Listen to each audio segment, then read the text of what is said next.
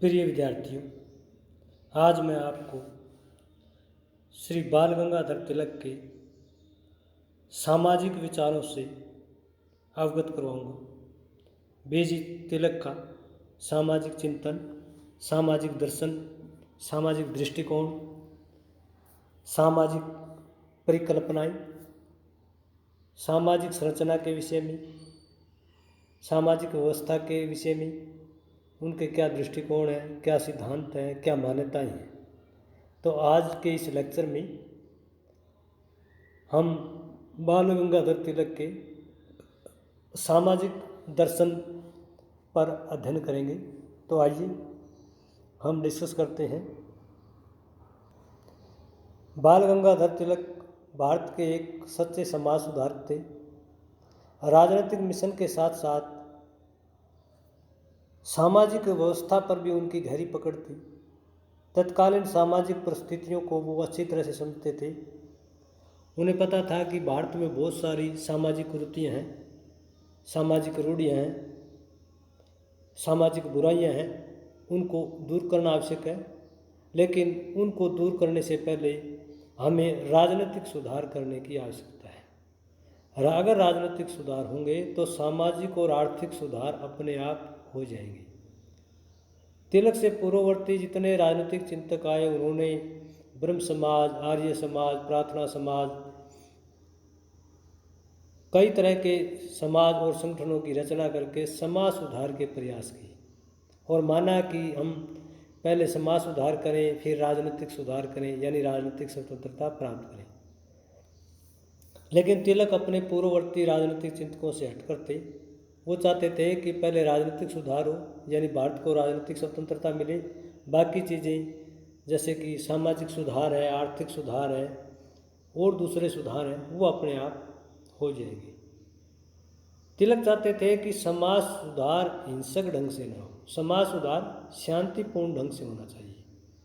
देश में फोर्सफुली या ज़बरदस्त तरीके से किसी प्रकार के सामाजिक नियम, सामाजिक व्यवस्थाएं लागू ना हो, बल्कि लोगों को सामाजिक बुराइयों को छोड़ने के लिए प्रेरित किया जाना चाहिए और लोगों को पूरी तरह से कन्विंस किया जाए कि ये जो सामाजिक बुराई है वो समाज के हित में नहीं है, समाज के हितों के विरुद्ध है।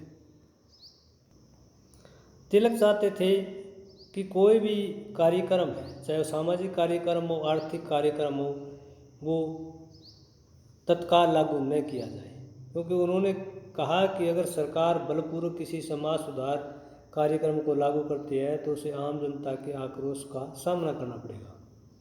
बलपूर्वक लागू किए गए समाज सुधार कार्यक्रम स्वस्थ समाज के लिए विनाशकारी सिद्ध होते हैं, क्योंकि जब तक समाज सामाजिक परिवर्तन करने के लिए मनोवैज्ञानिक रूप से तैयार नहीं है, तब तक सरकार के नियम, सरकार के कानून पूरी तरह से समाज पर लागू नहीं हो सकते। जनता उसका स्वाभाविक रूप से विरोध करेगी। उनका कहना था कि समाज सुधार कार्यक्रमों से जनता भ्रमित न हो, इसके लिए ज़रूरी है कि सरकार द्वारा कार्मिक ढंग से समाज सुधार होने चाहिए। तिलक समाज सुधार की शीघ्रता के पक्ष में नहीं थे, क्योंकि इससे भारतीय संस्कृति के नैतिक एवं आध्यात्मिक मूल्यों का हनन होना स्वाभाविक था। भारतीय संस्कृति के मूल्यों को बचाए रखने के लिए वे सरकार द्वारा थोपे गए किसी भी समाज सुधार कार्यक्रम की आलोचना करते थे।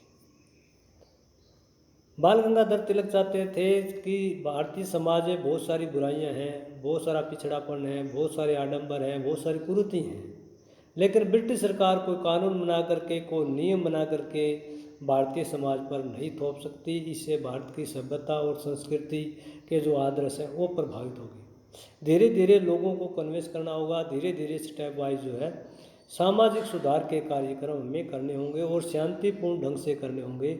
जब भारत की आम जनता इसके प्रति आश्वस्त हो जाएगी कि सामाजिक परंपराएं, सामाजिक रूढ़ियाँ या जो सामाजिक प्रथाएं वो समय के अनुकूल नहीं है, वो प्रतिकूल हो चुकी है, उनमें बदलाव की आवश्यकता है, तो इससे सामाजिक सुधार आसानी से होगा।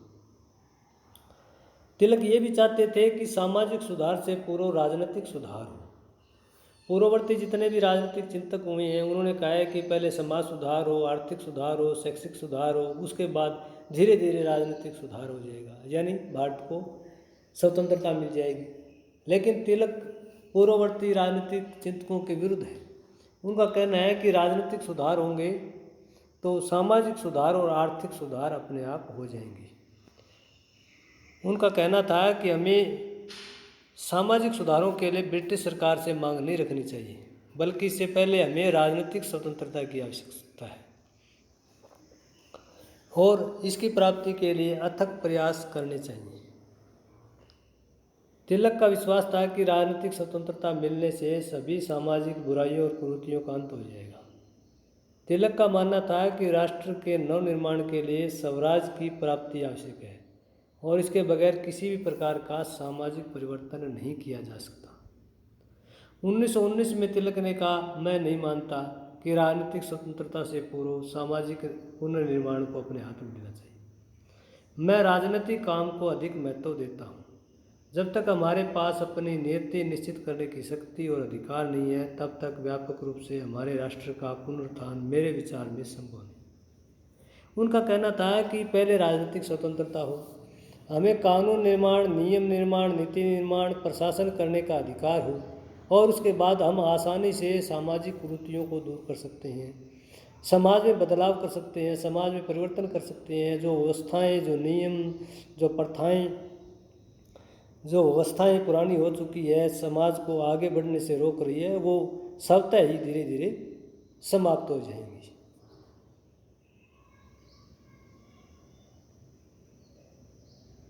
बाल गंगाधर तिलक चाहते थे कि आध्यात्मिक नेताओं द्वारा समाज सुधार किया जा सकता है। उनका मानना था कि विदेशी शासक कभी भी भारत में समाज सुधार के कार्य नहीं कर सकते। विदेशी शासक तो अपने हितों के अनुकूल समाज सुधार कार्यक्रम को लागू करते हैं। उनका प्राइमरी एजेंडा अपना विकास करना है, अपने देश का विकास करना है, भारत के समाज को सुधारना नहीं है, भारत के समाज को आगे बढ़ाना नहीं है। उन्होंने कहा कि भारत में अनेक साधु संतों, धर्मगुरुओं ने समाज सुधार की मुहिम चलाई। इन समाज सुधार आंदोलनों के पीछे आध्यात्मिक गुरुओं का कोई व्यक्तिगत स्वार्थ नहीं था। उन्होंने कभी अपना व्यक्तिगत जीवन नहीं दिया, बल्कि उनका जीवन सार्वजनिक जीवन था, देश के लिए था, समाज के था, व्यक्तियों के कल्याण के लिए था। और इन धर्मगुरुओं में गुरु नानक, संत कबीर, संत रविदास, संत नामदेव इत्यादि का नाम लिया जा सकता है।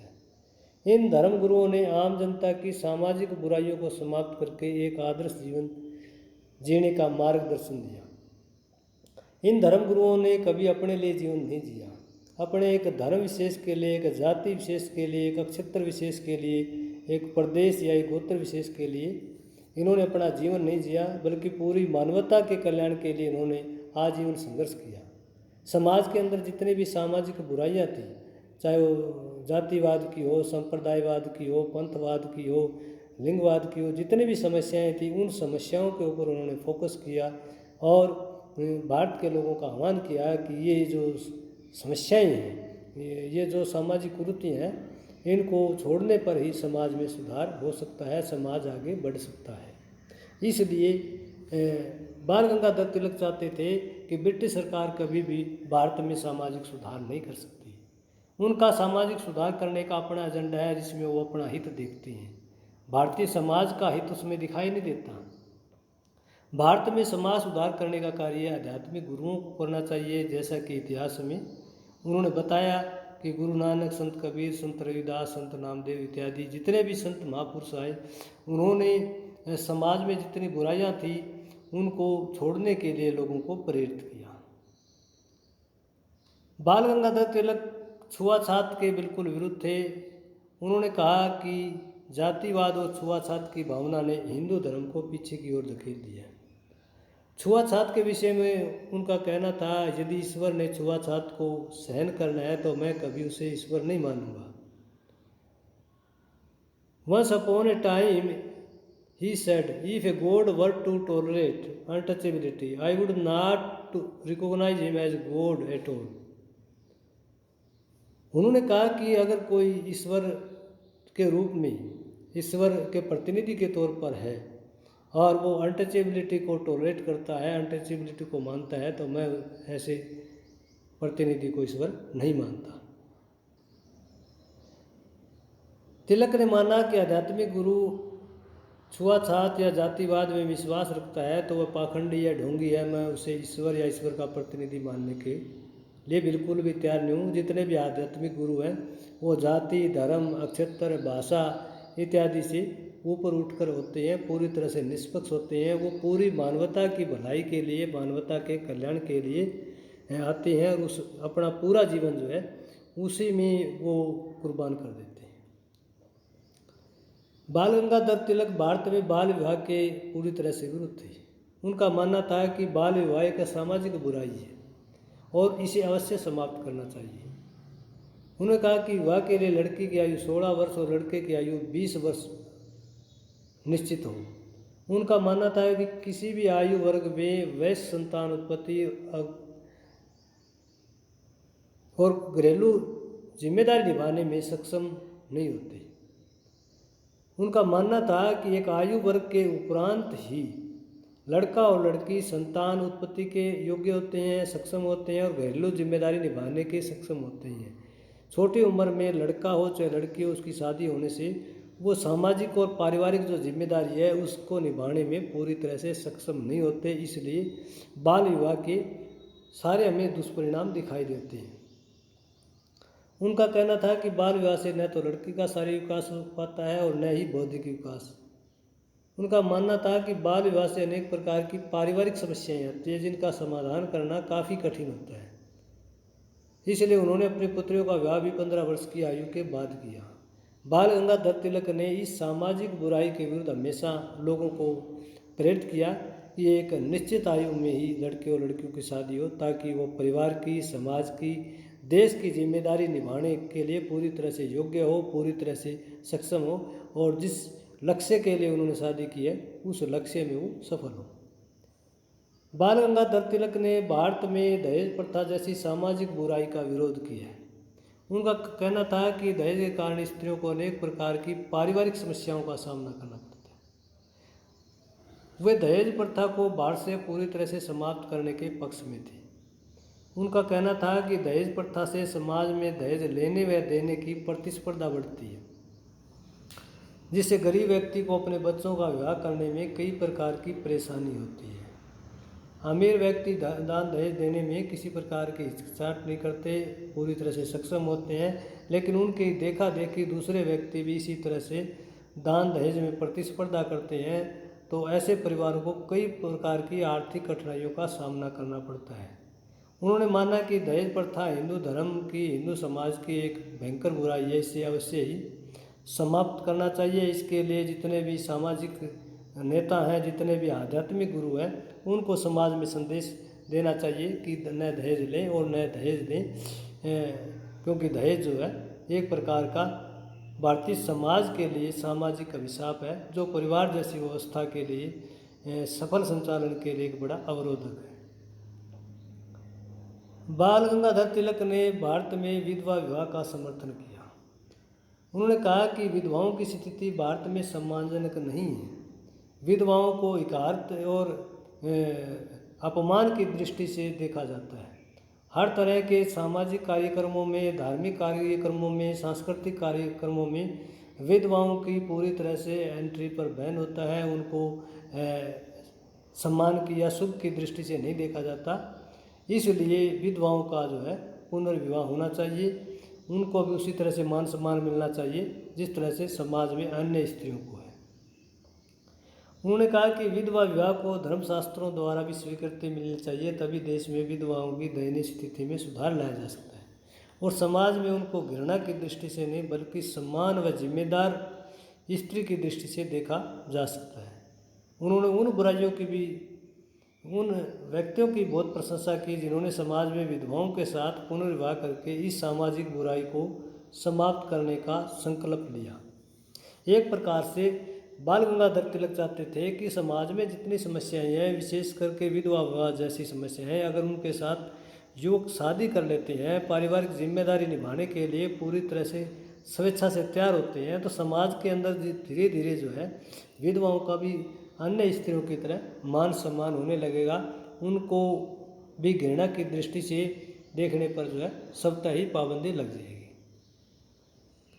बाल गंगाधर तिलक ने सामाजिक सुधारों में, सामाजिक चिंतन में मद्यपान पर भी अपने विचार व्यक्त किए।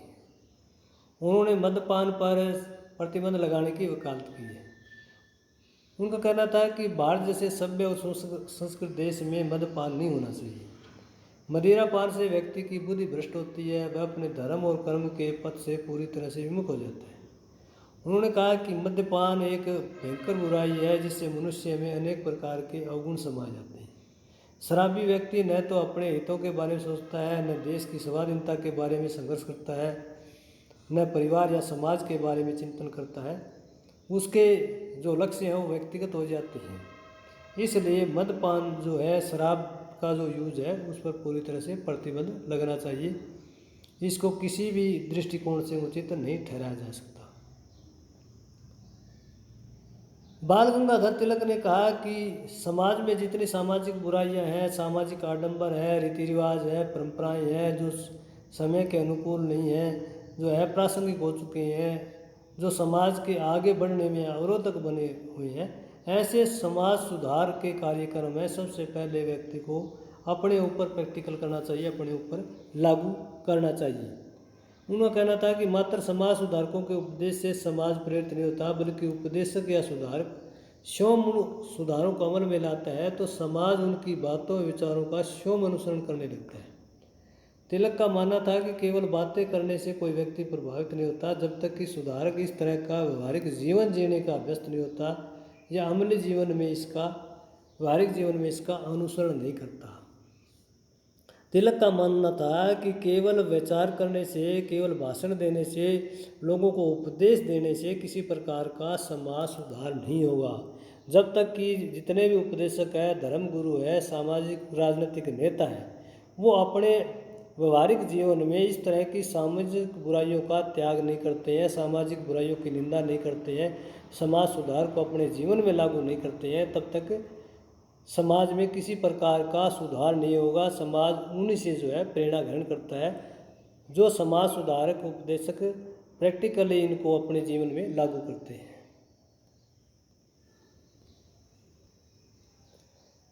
तिलक का मानना था कि कानून के द्वारा सुधार न किया जाए।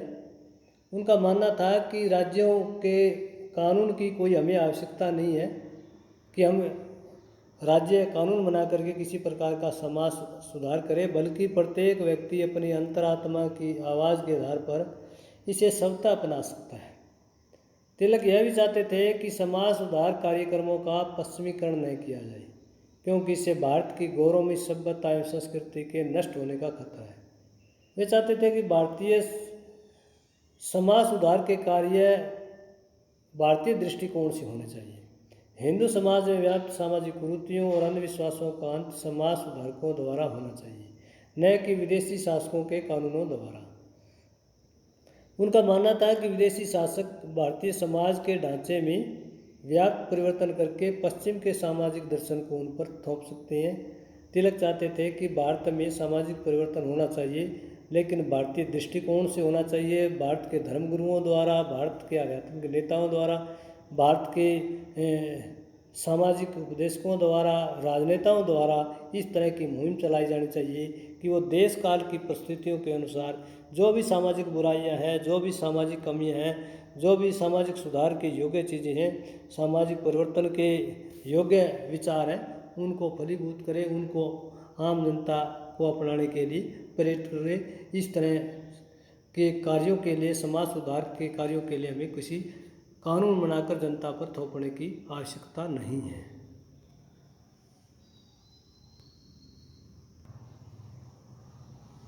तो बाल गंगाधर तिलक के सामाजिक विचारों से संबंधित आज का ये लेक्चर आपको कैसा लगा, इसमें ज़रूर कमेंट कीजिएगा।